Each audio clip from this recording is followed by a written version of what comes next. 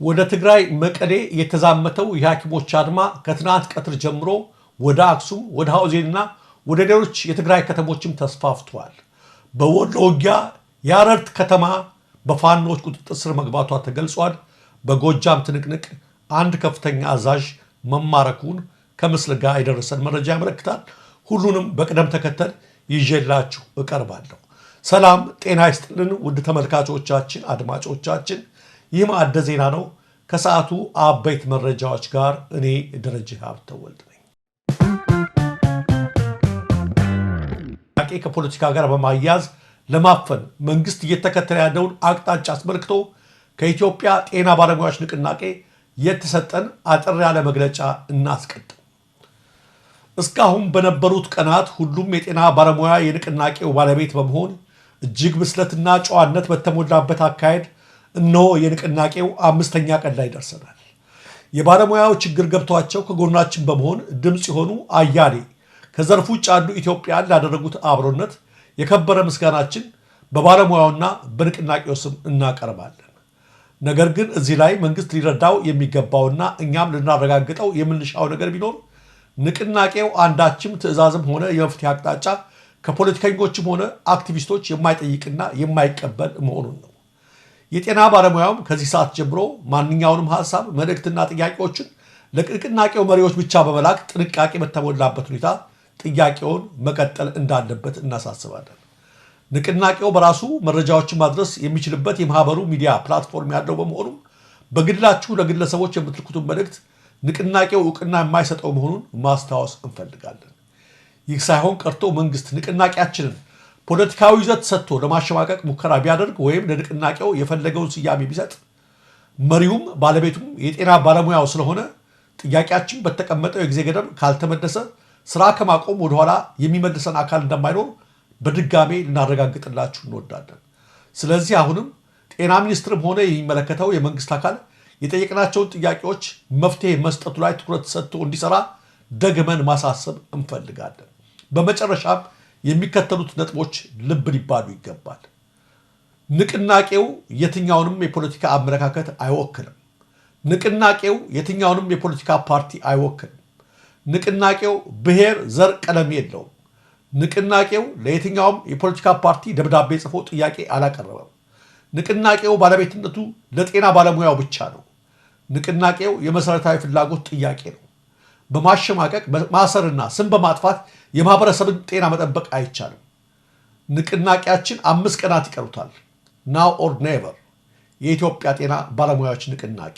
ግን የሐኪሞች ድምፅ ተከትሎ ብልጥ ከጎረቤቱ ይማራል፣ ከሱዳን መማር ይበጃል በሚል ርዕስ አንድ የሕክምና ዶክተር ለማዕደ ዜና የላኳትን አጭር ማስታወሻ ላስከትል።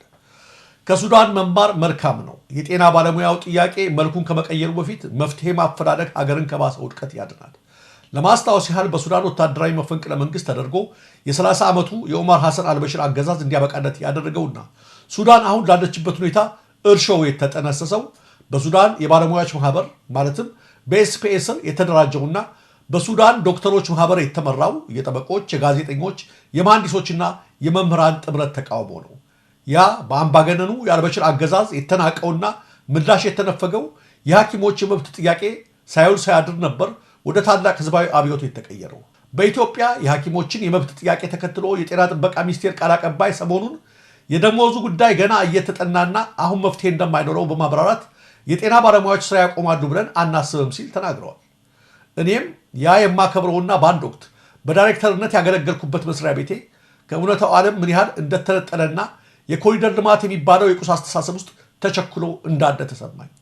የዛሬ 6 ዓመት የአገሪቱ ጠቅላይ ሚኒስትር አትክፉን ለሚለው የአንዱ ሐኪም አስተያየት ጥያቄዋን በአግባቡ እንደመመለስ በሚያሳፍርና አለማወቃቸውን በሚያሳብቅ ሁኔታ አታስፈራሩን፣ እኛም እኮ ሙያ አለን፣ ለሀገር ብለን ነው እንጂ ብንወጣ የተሻለ ደሞዝ እናገኛለን በማለት ነበር ከአንድ መሪ የማይጠበቅ ምላሽ የሰጡት። ቢሮ በጀት መድቦ አስቤዛውንና ውስጥ ሱሪውን ሳይቀር የሚገዛለት በሀገሪቷ ሀብት እንዳሻው የሚያዝና ባንኩም ታንኩም በእጅ የሆነ ባለስልጣን እንዲህ ብሎ ሲናገር ብዙዎቻችን አፈርን፣ ተሳቀቅንም። ይህን ተከትሎ ነገር ሁሉ ቄሱም ዝም መጽሐፉም ዝም ሲሆን ለባለሙያው እንኳን ባታስቡ ለህዝቡ ጤና አስቡለት የምትል አጭር ማስታወሻ ከተቤ ነበር። አሁን የጤና ጥበቃን መግለጫ ስሰማና የባለስልጣናትን ማዋከብ ስመለከት ደግሞ እሺ የህዝቡን ውስጥ ጤና ተውስ ለራሳችሁ መቀመጫ አታስቡ ምን እባካችሁ አሁን ካለው የፖለቲካው ጥንቅጥ ጋር ተደምሮ ሀገሪቱ ወደ ከፋ ቀውስ እንዳትገባ ታደጓት ስል ለመማጸን ፈለኩ። አስተውሉ፣ በሱዳን የተከሰተው ለውጥ ለማንም ባይበጅም ዶክተሮች በዳቦ ዋጋና በኑሮ ውድነት ላይ ያነሱት ተቃውሞ ወደ አብዮት ተቀይሮ ለ30 ዓመታት ያነገነገውን ያለበሽር አምባገነን አገዛዝ እንዳንኮታኩተው ግን መካድ አይቻልም። ስለዚህ ምክሬና ለመናዬ የብልጽግና መንግስት ሀገር ድሃነች መክፈል አትችልም የሚለውን ውሃ የማያነሳና ወንዝ የማያሻግር ምላሽ በመተው ለጥያቄያችን አስቸኳይ ምላሽ እንዲሰጥ ብቻ ነው። ኢነፍ ኢዝ ኢነፍ። ያን ሁሉ ዓመታት አንገቱን ቆልምሞ ሌት ቀኑን ሰውቶ እድሜውን ገብሮ መጽሐፍ ስራ አንግቶ ስንቱን ካልጋ ላይ አክሞ አስነስቶ ክቡር ያለው ዶክተር እንዴት እናያለን የሚበላው አጥቶ። ይሰማል ወይ መንግስት? ይሰማል ወይ ህዝቤ? ከደም ጋር አድሮ ከታመመ ውሎ የምታመጥ እናት ከምጧ ገላግሎ ስንቱን ከስቃይ ላይ ከአምላክ ጋር ፈውሶ ስንቱን ያዳነው ሰው ትንሽ አረፍ ሊል ቤቱ ተመልሶ ለእንጀራ ጎሎት ለቤት ኪራይ ጎሎት እንዴት ይታመማል? እውነት ለመናገር አልገባንም እንጂ እንደ ሀገር ያማል። በዚሁ ወደ ሰዓቱ ዜናዎች ስናልፍ ከትናንት በስቲያ በትግራይ ክልል በመቀሌ የተጀመረው የጤና ባለሙያዎች አድማ ወደ አክሱም ዩኒቨርሲቲ ስፔሻላይዝድ ሆስፒታል እንዲሁም ወደ ምስራቃዊ ትግራይ ሃውዜን ፕራይመሪ ሆስፒታል እና ወደ ሌሎች አጎራባች የትግራይ ክልል ጤና ተቋማት መዛመቱ ተሰምቷል። አገልግሎኩም ሐረሰብ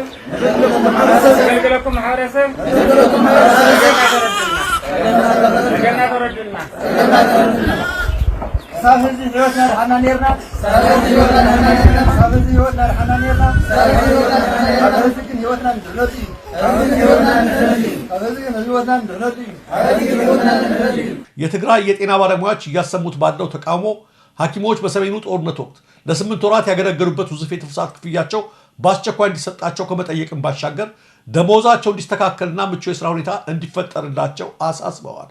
አድማውን እያስተባበረ የሚገኘው የትግራይ ክልል የጤና ባለሙያዎች ማህበር ሐኪሞቹ ያነሱት ያለው የመብት ጥያቄ ምላሽ እስኪያገኝ ድረስ ከጎናቸው መሆኑን አረጋግጧል። በበርካታ አካባቢዎች የመብት ጥያቄ ያነሱት ሐኪሞች ያስቀመጡት ቀነ ገደብ ሊጠናቀቅ ጥቂት ቀናት በቀሩበት በአሁኑ ወቅት አድማው በየቀኑ ወደ አዳዲስ ቦታዎች እየተዛመተ እንደሚገኝ ከበርካታ ስፍራዎች የሚደርሱን መረጃዎች ያመለክታሉ። በመንግስት ጥምር ጦርና በፋኖ ኃይሎች መካከል በተለያዩ ግንባሮች ውጊያው በቀጠለበት በአሁኑ ወቅት በአማራ ፋኖ በወሎ ባለሽርጡ ክፍለ ጦር አረሪት ከተማን መቆጣጠሩን አስታወቀ። በአማራ ፋኖ በወሎ በምስራቅ አማራ ኮር አንድ ስር የሚገኘውና በአርበኛ ኢድሪስ ጉድሬ የሚመራው ባለሽርጡ ክፍለ ጦር ባወጣው መግለጫ በአካባቢው በስፋት ተሰማርቶ በነበረው የሚሊሻ የአድማ ብተናና የመከላከያ ላይ ከባድ ምት በማሳረፍ በሰሜን ወሎ ሀብሮ ወረዳ ስር ያለችውን አረሪት ከተማ ሙሉ በሙሉ በመቆጣጠር ቀጠናውን ተረክበናል ብለዋል። ግንቦት 1 ቀን 2017 ዓ.ም ከጠዋቱ 12 ሰዓት ጀምሮ የከተማውን መውጫና መግቢያ በሮች ዘግቶ በመያዝ የጀመሩት ጥቃት በስፍራው የነበረውን ጥምር ጦር ማምለጫ በማሳጣቱ በከተማው ሰፍሮ ከነበረው የአገዛዙ ኃይል ገሚሱ ሰለባ ሲሆን የተቀረው ቆስሎ መማረክ ግድ ሆኖበታል ሲል ክፍለ ጦሩ በመግለጫው አመልክቷል። ከጥቃት የተረፉ ጥቂት ኃይሎች ሰፍረውበት የነበረውን ካምፕ ትተው ወደ ሐራ ከተማ ሲያመልጡ ትተውት የሄዱትን አልባሳት፣ የደረት ትጥቆችና ሬሽኖችንም መማረክ ችለናል ሲል ጨምሮ ገልጿል። መዳረሻው ድልና ነፃነት የሆነው የአማራ ህዝብ ተጋድሎ አሁንም በጽናት ተጠናክሮ ይቀጥላል ሲል የባለሽርጡ ክፍለ ጦር ህዝብ ግንኙነት ኃላፊ አርበኛ መሐመድ ሞገስ ገልጿል። በሌላ በኩል በጎጃም አንድ ግንባር በተደረገው ውጊያ አንድ ከፍተኛ የመከላከያ ሻለቃ አዛዥ ጨምሮ ሌሎች ወታደሮች መማረካቸው ተመልክተዋል።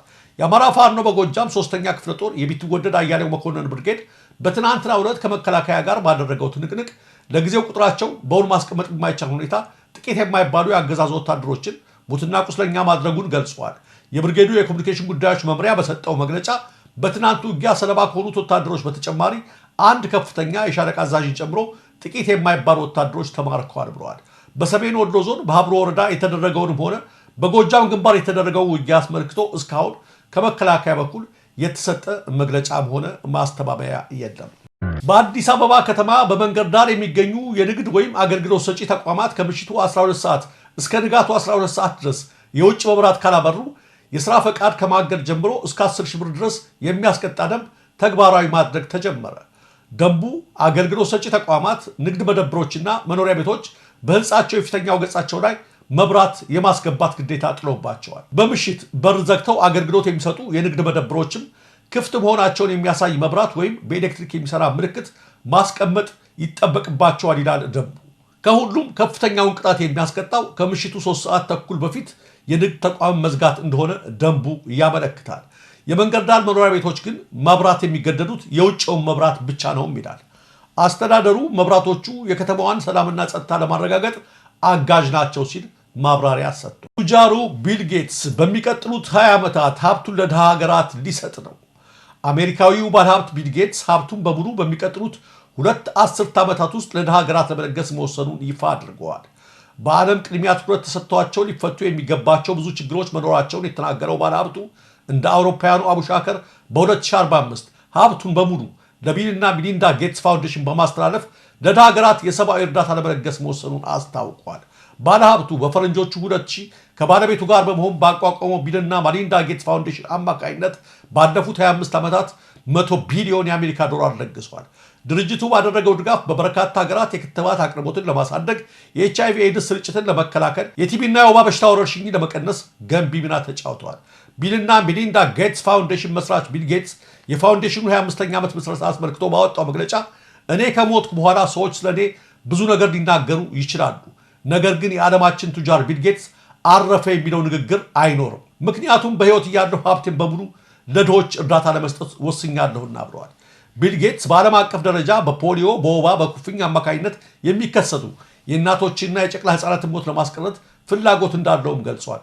የ69 ዓመቱ የማይክሮሶፍት ኩባንያ መስራችና ባለቤት ቢል ጌትስ አሁን ያለው አጠቃላይ ሀብት መጠን 108 ቢሊዮን የአሜሪካ ዶላር ሲሆን ከ20 ዓመታት በኋላ 200 ቢሊዮን የአሜሪካ ዶላር እንደሚደርስ ይጠበቃል።